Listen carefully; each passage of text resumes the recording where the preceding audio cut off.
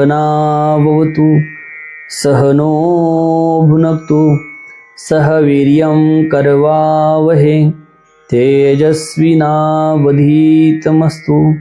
मा विद्विषावहे। ओम शांति शांति शांति। कृष्णाय वासुदेवाय हरे परमात्मने प्रणतक्लेशनाशाय गोविंदाय नमो नमः। गुरुर्ब्रह्मा गुरुर्विष्णु गुरुर्देव महेश्वरा गुरुर्साक्षात् परब्रह्म तस्मै श्री गुरवे नमः। आचारता सिद्धी गेली तरी काजाची कीर आले, परी ठेलिया ही सगुण झाले ऐसेची मानी। भगवंताच्या असीम कृपेने, विश्वमाऊली ज्ञानोबरायाच्या असीम कृपेने, सकल संतांच्या आशीर्वादाने चालत असलेल्या या नित्य ज्ञानेश्वरी चिंतनामध्ये आज आपण ज्ञानेश्वरीतील दुसऱ्या अध्यायातील 270 क्रमांकाच्या ओवीपासून प्रारंभ करत आहोत।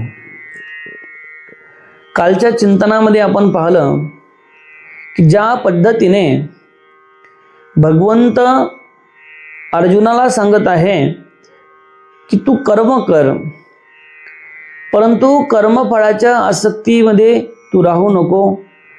एखाद्या कर्म करत असताना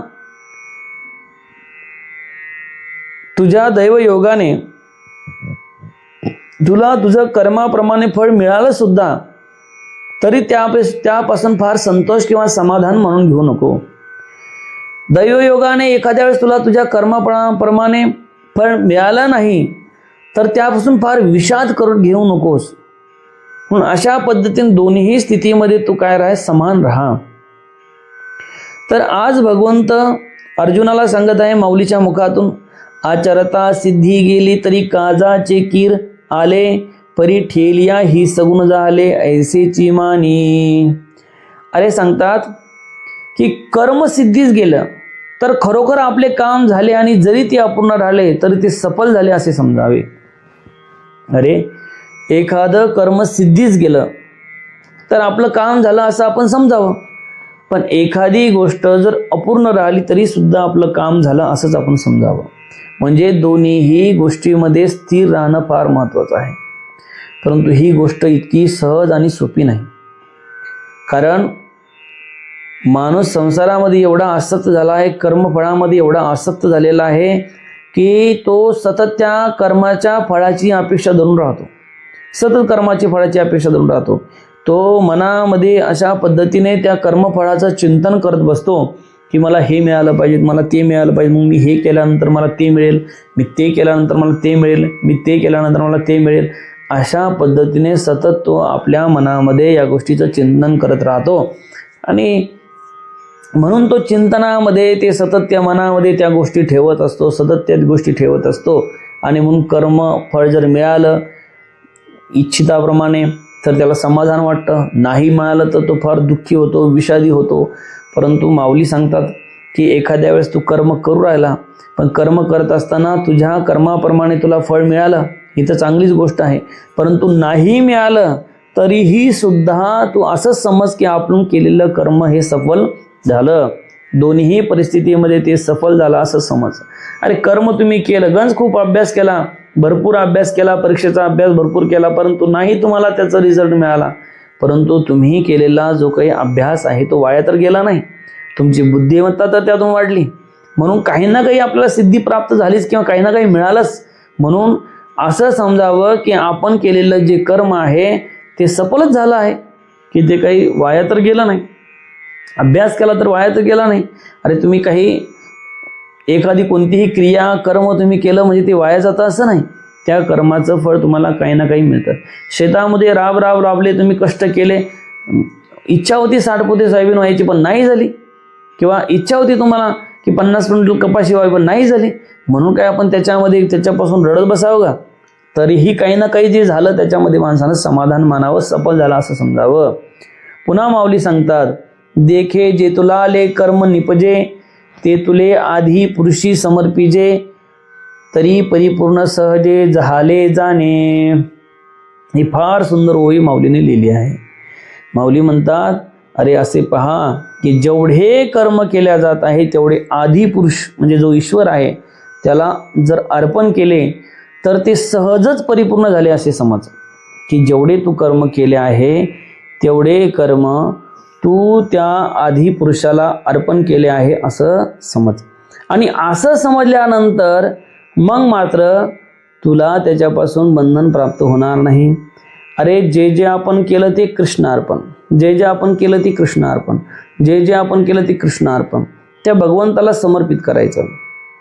आणि समर्पित जर भाव असेल तर मग मात्र भगवंताचं ड्युटी बनते किंवा भगवंताचे जबाबदारी बनते की जो भक्त आहे त्याचा परिपूर्णपणे भार आपल्यावर घेणे ही भगवंताची ड्युटी होते, भगवंताची जबाबदारी होते. काय होते मग काय जे कर्म असेल ते कर्म तुम्ही करत राहायचं. काय करायचं? कर्म करत राहायचं. अरे ज्या वेळेस तुम्ही केलेलं कर्म भगवंताला समर्पित करसाल त्यावेळेस तुमच्याकडे जे काही कर्म तुम्ही करसाल त्या कर्माचं जे दोष आहे ते दोष तुमच्याकडे येणार नाही.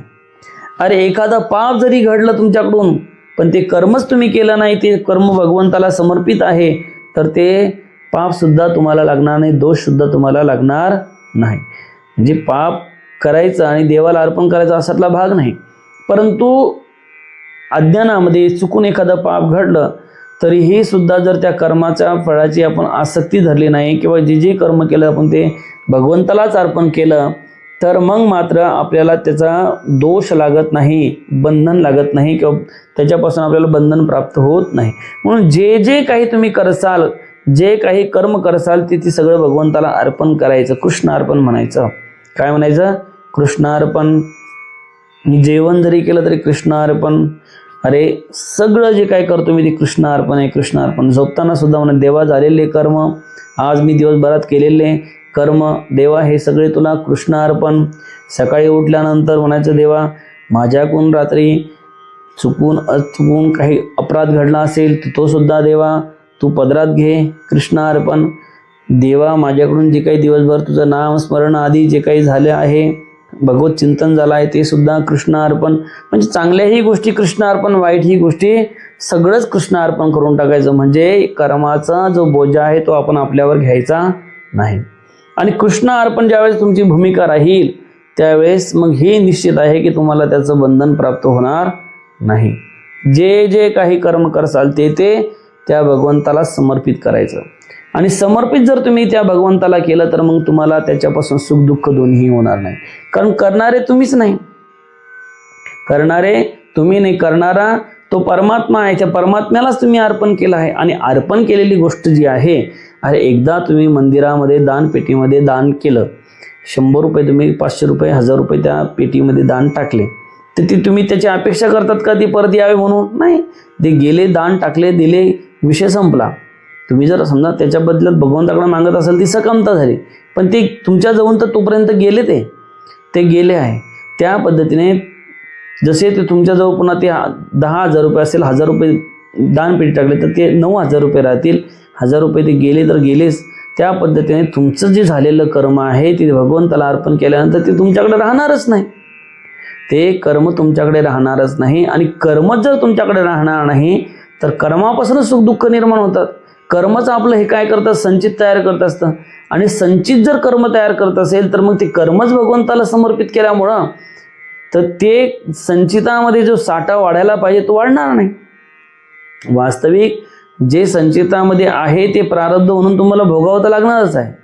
अरे तुम्ही असं म्हणसाल की देवाचं मी एवढी सेवा करतो, एवढं हे करतो, एवढं सगळं करतो, देवाचं नाव घेतो, नामस्मरण करतो, तरीही सुद्धा काही लोक असे परमार्थात असतात, लोक नाव ठेवणारी लोक असतात समाजामध्ये की किती देवाची सेवा, किती परमेश्वराची सेवा केली तरीही सुद्धा असा दुर्धर आजार झाला. अरे किती यांनी देवदेव केला पण काय मिळालं याला देवदेव करून, असेही म्हणणारे लोक असतात. अरे बाबा देव जरी केला तरी जे काही संचितामध्ये साठा होता तो साठा तर तुम्हाला भोगल्याशिवाय कसा फेडणार आहे, तो फेडावाच लागणार आहे. अरे रामकृष्ण परमहंस ज्यांना साक्षात भगवती दर्शन द्यायची, काली दर्शन द्यायची, त्यांना सुद्धा घशाचा कॅन्सर झाला. त्यांना सुद्धा घशाचा कॅन्सर होऊन त्यांना आपला देह ठेवावा लागला. मोठमोठे महापुरुष, काही महापुरुष ॲक्सिडेंटमध्ये जातात, वारतात, तर त्यांना सुद्धा देह ठेवावा लागतो. त्यांचं ते प्रारब्ध असतं. शरीर तुम्ही धारण केलं म्हणजे तुम्हाला सुख दुःख हे जे काही प्रारब्धानुसार येणार ते येणारच आहे. परंतु आता इथून पुढे जे काही करायचं आहे ते जे करायचं आहे त्याच्यामध्ये मात्र आसक्त व्हायचं नाही.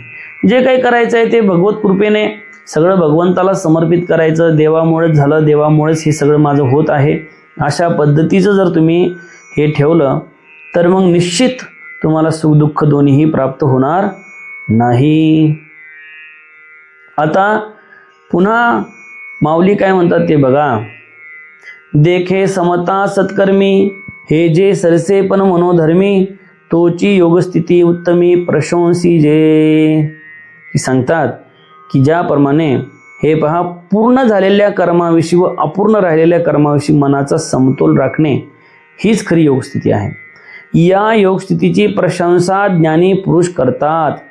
काय की ही जी काही योगस्थिती आहे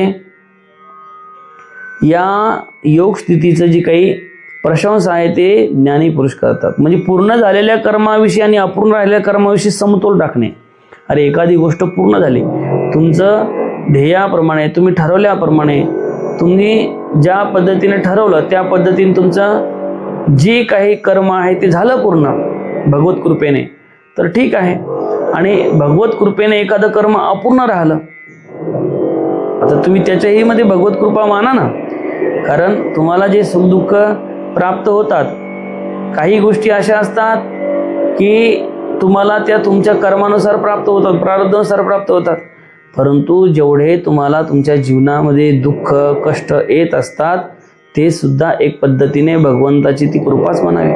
कारण आपण आपलं कर्म काय करत असतो, जाळत असतो. काय करत असतो, कर्म आपण आपल्या जाळत असतो. आणि जे काही संचित आहे ते संचितातलं जे आहे ते प्रारब्ध रूपाने आपण भोगून ती फेडत असतो. आणि ते फेडल्यामुळं आता इथून पुढे जर तुम्ही कर्म केलं आणि ते भगवंताला समर्पित केलं तर मग मात्र ते जे काही साठा होणार आहे संचितामध्ये तो साठा मात्र होणार नाही. परंतु जो काही पूर्वीचा साठा आहे तो संपून टाकावा लागेल. अरे जसं तुमच्याजवळ धन आहे आणि ते धन तुम्ही खर्चत आहे तर हळूहळू ते धन संपून जाईल. पण जर तुम्ही त्याच्यामध्ये आणखी धनाची टाकलंच नाही, त्याच्यामध्ये धन टाकलंच नाही, समजा तुमच्याकडे बँकेमध्ये 1 लाख रुपये पडलेले आहे, महिन्याला तुम्ही 5,000 रुपये खर्चता, तर एक दिवस असा येईल की ते 1 लाख रुपये संपून जाईल, तुमच्याजवळ काहीच राहणार नाही. आणि जर समजा तुम्ही त्याच्यामध्ये टाकतच राहिले तर ते वाढत जाईल. त्या पद्धतीने हे जे काही आपल्याला आपलं संचित आहे ते तर संपवावं लागणार आहे, ते तर आपल्याला संपूर्णच फेडावं लागणार आहे. ते कर्माच्या प्रारब्धाच्या द्वारेच ते आपल्याला फेडावं लागणार आहे. म्हणून या दोन्ही स्थितीमध्ये तू काय झालं पाहिजे, समतोल राहिला पाहिजे. समतोलपणा राखणे हीच गरज आहे. म्हणून या योग स्थितीची प्रशंसा ज्ञानी पुरुष करतात. जो अशा पद्धतीने दोन्ही परिस्थितीमध्ये समतोल राहतो याची प्रशंसा ज्ञानी पुरुष करतात असं माऊली सांगतात. की तोही एक पद्धतीने ज्ञानीच असतो की ज्या पद्धतीने काय करतो तो ते दोन्ही परिस्थितीमध्ये समतोल राहतो. आता माऊली अशा पद्धतीने सांगत असताना भगवंत पुन्हा श्लोकाच्या द्वारे अर्जुनाला उपदेश करणार आहे. तर आपण 2 श्लोक जे आहे 49 आणि 50 या दोन्हीचं चिंतन एकत्र करू. दुरेन ह्यवरम कर्म बुद्धियोगा धनंजय बुद्धो शरण मनिविच्छः कृपणः फलहेतवः बुद्धियुक्तो जहातिह उभे सुकृत दुष्कृते तस्माद्योगा युजस्व योगः कर्म सुकौशलम. की निष्काम कर्म स्वरूप बुद्धियोगापेक्षा सकाम कर्म करणं अत्यंत तुच्छ होय. काय म्हणतात भगवंत, निष्काम कर्म स्वरूप बुद्धियोगापेक्षा सकाम कर्म करणं अत्यंत तुच्छ आहे. म्हणून हे धनंजया, तू समत्वबुद्धीच्या योगाचा आश्रय घे, कारण फलाचा हेतू मनात ठेवून कर्म करणारे अत्यंत दीन होत. तर जे काही निष्काम कर्मस्वरूप बुद्धियोगापेक्षा सकाम कर्म करणारे जे काही आहे त्याला तुच्छ म्हणावं लागल. तुच्छ, जे मनामध्ये सतत काहीतरी मनामध्ये इच्छा ठेवून कर्म करत राहतात. अरे देवाची सेवा जरी करतात पण मनात खूप लालसा आहे की देवाने मला हे द्यावं ते द्यावं. अरे हनुमंतरायाला शनिवारी नारळ जरी फोडतात परंतु मनामध्ये इच्छा आहे की हनुमंतराय मला पावले पाहिजे, हनुमंतराय मला पावले पाहिजेत. मनामध्ये खूप इच्छा आहे की देवीची प्रार्थना केली, देवीचा उपास धरला तर देवी मला पावली पाहिजेत. हे जे काही मनामध्ये पावण्याची जी काही इच्छा आहे, ही जी काही इच्छा आहे ती इच्छाच माणसाला काय करते तर दुःखदायी ठरते. म्हणून सांगतात की बाबा हे सकाम कर्म जे आहे ते सकाम कर्म तुच्छ आहे. काय आहे? तुच्छ आहे. अरे त्याला तुच्छ म्हणण्याचं मागचं एक कारण आहे की त्या कर्मामध्ये काय असते तर मागण्याची लालसा असते, मिळवण्याची लालसा असते. आणि ही मिळवण्याची जी लालसा आहे ती मिळवण्याची लालसाच माणसाला दुःख देणारी असते. म्हणून तू समत्वबुद्धीचा योगाचा आश्रय घे. तू काय कर? समत्वबुद्धी योगाचा आश्रय घे. तुझी जी वृत्ती आहे ती दोन्ही परिस्थितीमध्ये काय ठेव? समत्व ठेव. म्हणजे सकामता तुझ्या अंतकरणामध्ये नसते. कर्म तू करावं. युद्धासारखं कर्म तुला प्राप्त झालं आहे महद्भाग्याने तर तू युद्ध केलंच पाहिजे. युद्ध न करून जमणार नाही, युद्ध तू केलंच पाहिजे. परंतु तरीही सुद्धा तू त्या फलाचा हेतू, युद्धापासून मला काय मिळेल, काय मिळणार आहे याची आशा तू धरू नको. युद्ध करून मला राज्य प्राप्त होईल याची आशा धरू नको. युद्ध प्राप्तीनंतर मला जे सुख मिळणार आहे त्या सुखाची अपेक्षा धरू नको. फक्त तुझं कर्म आहे, तुझं काम आहे युद्ध करणं, तेवढं तू कर. म्हणून अशाही परिस्थितीमध्ये तू समत्व बुद्धीचा आश्रय घे. अर्जुना, अशा पद्धतीने भगवंत अर्जुनाला सांगत आहे. पुढे सांगतात, बुद्धियुक्तो जहाती हे उभे सुकृत दुष्कृते तस्मात् योगायुजस योग कर्म सुकौशलम. की अरे बाबा, जी समत्व बुद्धियुक्त पुरुष आहे हा या लोकी पाप व पुण्य दोन्हीचा त्याग करतो, म्हणजे त्यामध्ये लिप्त होत नाही. म्हणून समत्व बुद्धियोग साध्य करून घे. कर्माचे खरे कौशल्य परमात्म्याला कर्म अर्पण करण्यातच आहे. अरे जो समत्व बुद्धिवान पुरुष आहे त्याला पापही लागत नाही, पुण्यही लागत नाही. तुम्ही म्हणसाल महाराज एवढा परमार्थ करायचा, हे करायचं, कशासाठी करायचा? पुण्य कमवण्यासाठीच तर करत असतो आपण. अरे देवाची सेवा करतो मग कशासाठी? पुण्य प्राप्त व्हावं. अरे पूजा करतो कशासाठी? पुण्य प्राप्त व्हावं. दान धर्म करतो कशासाठी? पुण्य प्राप्त व्हावं. अरे यज्ञयाग करतो कशासाठी? पुण्य प्राप्त व्हावं. परंतु ज्या पद्धतीने पाप माणसाला बंधनाला कारणीभूत ठरतं त्या पद्धतीने पुण्य सुद्धा माणसाला बंधनाला कारणीभूत ठरत असतं. म्हणून पाप आणि पुण्य या दोन्हीच्या पलीकडे तुझा पापामध्ये आसक्त होऊ नको आणि पुण्यामध्ये सुद्धा तुझी वृत्ती राहू देऊ नको. कारण पुण्याची जर तुम्ही अपेक्षा धरली तर तुम्ही केलेल्या कर्माप्रमाणे, पुण्य केल्याप्रमाणे तुम्हाला काय होईल तर तुमचं पुण्य जास्त असल्यामुळे स्वर्गाची प्राप्ती होईल. स्वर्ग प्राप्त झाल्यानंतर जोपर्यंत पुण्य शिल्लक आहे तोपर्यंत तुम्ही स्वर्गात राहाल आणि पुण्य संपल्यानंतर पुन्हा मृत्यू लोकामध्ये यावं लागेल. म्हणून या दोन्ही गोष्टीपासून तू अलग हो. या दोन्ही गोष्टीमध्ये तू लिप्त होऊ नको. या पाप आणि पुण्य या दोन्हीचा तू त्याग कर. ना पापामध्ये आसक्त हो ना पुण्यामध्ये आसक्त हो.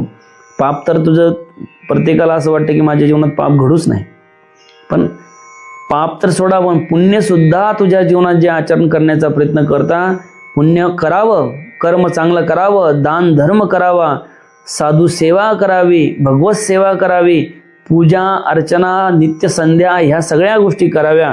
परंतु त्याच्यापासून मला काही मिळावं ही अपेक्षा ठेवू नये.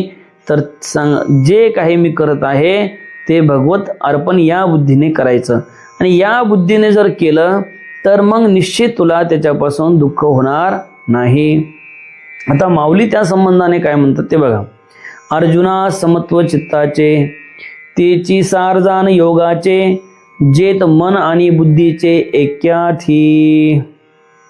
अर्जुना, जय अथवा पराजय या चित्ताची समता हे योगाचे सार आहे. आणि योगामध्ये मन आणि बुद्धी यांचे ऐक्य झालेले असते. काय?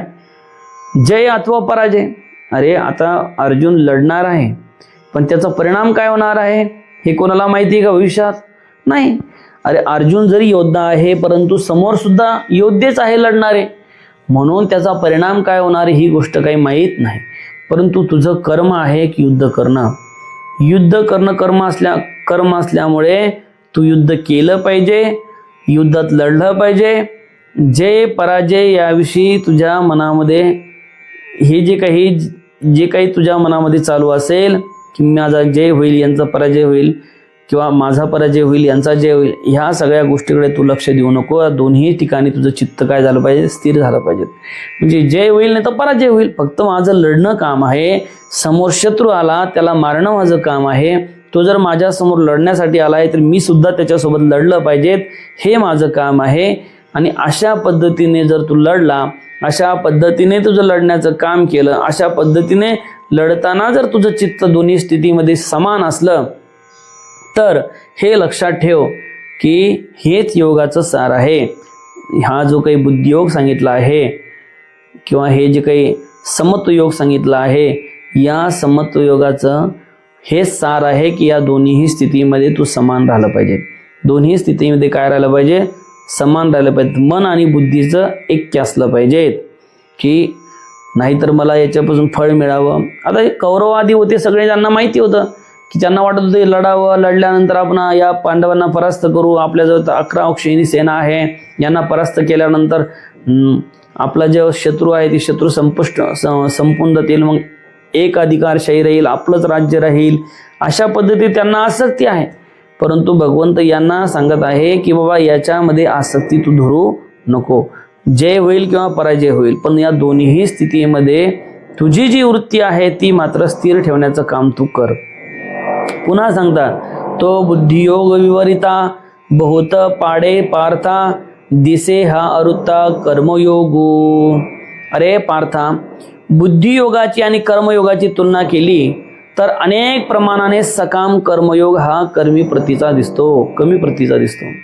अरे बुद्धियोगाने कर्मयोगाची तुलना जर केली तर अनेक प्रमाणात सकाम कर्मयोग सुद्धा जो बुद्धियोग आहे त्या बुद्धियोगाच्या प्रती कर्मयोग जो सकाम कर्मयोग आहे, ज्याच्यामध्ये सकामता आहे, काही मिळवण्याची अपेक्षा आहे, काहीतरी मिळावं ही अपेक्षा आहे, तो सकाम कर्मयोग आहे तो कमी प्रतीचा दिसतो.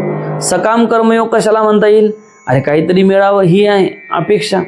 मी यज्ञ केला, यज्ञाच्या बदल्यात मला काय स्वर्ग मिळावा, पुत्रकामिष्ठी यज्ञ केला याच्या बदल्यात पुत्र मिळावा, किंवा एखादा आणखीन काही पुण्याचं काम केलं त्याच्याबद्दल पुण्य मिळावं, माझं जे काही इच्छित मनोरथ आहे ते पूर्ण व्हावं, हा सकाम कर्मयोग झाला. आणि हा जो काही सकाम कर्मयोग आहे, या सकाम कर्मयोगामध्ये सकाम कर्मयोग बुद्धियोगापेक्षा काय आहे? कमी प्रतीचा आहे, तुच्छ आहे. कारण शेवटी सकामता जी आहे ती सकामता कोणाला आवडते? अरे कोणी जर आपल्याविषयी निष्काम प्रेम करत असेल तर ते आवडतं, परंतु कोणी आपल्याला प्रेम करताय कशासाठी? स्वार्थासाठी करताय, त्याच्या स्वार्थासाठी करत आहे. त्याला असं वाटतं की 2 पैसे आपल्याला यांच्याकडून मिळावे म्हणून प्रेम करत आहे, तर ते प्रेम तुच्छ आहे. अरे एखादी प्रियसी एखाद्या प्रियकरावर जरी प्रेम करत असेल आणि ती निष्काम भावना करत असेल ते उच्च प्रेम आहे.